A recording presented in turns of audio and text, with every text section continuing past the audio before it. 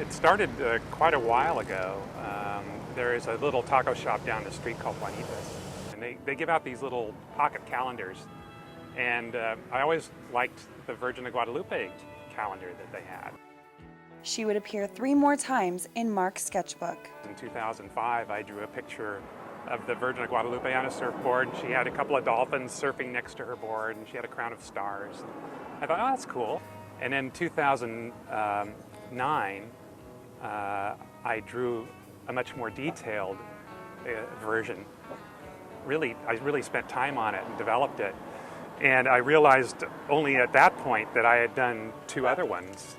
And I thought, well, there must be something to this. I need to pay attention. After talking it over with family and friends, Mark took off for Ravenna, Italy and the Luciana Naturi Mosaic School.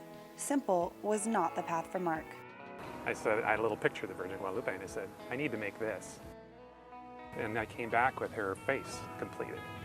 Feeling inspired, Mark quit his job and spent the better part of a year toiling away in his garage to bring his vision alive. His friend Bob was his only knowledgeable supporter. He asked me to come over and stand on this blank sheet of paper that he had sketched from one of my surfboards. And I stood on the surfboard and I said, this is about, how you stand on a wave like this. After 9 months, the Madonna was complete and the opportunity to display this creation arrived. One day we heard a bunch of sirens and there was a big fire in the north part of Lucadia, and we decided right now is the time to do this.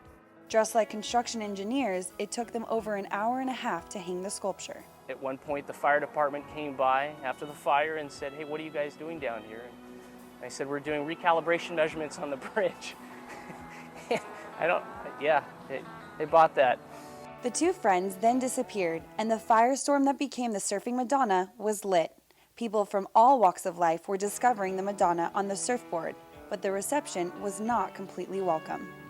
There was a split of feeling on the city council about whether it should be just taken down and trashed or preserved as a piece of art.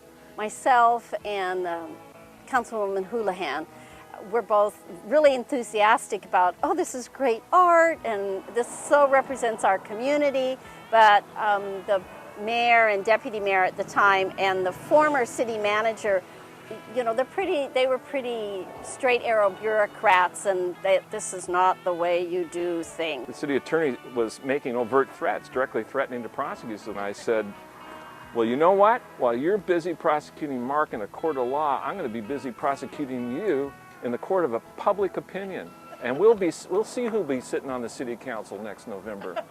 And that is a quote. The Madonna was eventually returned to Mark after paying the cost of removal and a fine. The city actually fought to place the Madonna in a more suitable and safe location, but the Department of Parks denied them access, citing religious content. I'm Catholic. I grew up in this area. My father is Mexican. The Guadalupe has been always a part of my family tradition. You see it everywhere. Baseball caps, paintings. It's just a part of the Mexican heritage on both sides of the border. So I didn't see it as either religious or sacrilegious. I saw it cultural. The Madonna was not without its many supporters, including local property owner Keith Harrison, who found her a home here between Cafe Ipe and Surfy Surfy in Encinitas. It kind of helps weave a deeper fabric in the community that adds tons of value, and it's really hard to quantify, but it's been remarkable.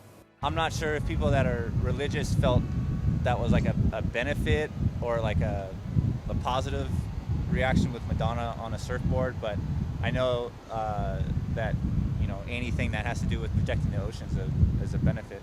With help from friends and supporters, Mark converted the notoriety into the Surfing Madonna Oceans Project, a nonprofit dedicated to maintaining our oceans for our futures. It was intended to be a gift. It didn't turn out that way, but actually the way it turned out was way beyond what I could have ever expected. So I'd say the long run, it was a bumpy road, but it was worth it. It was worth the ride.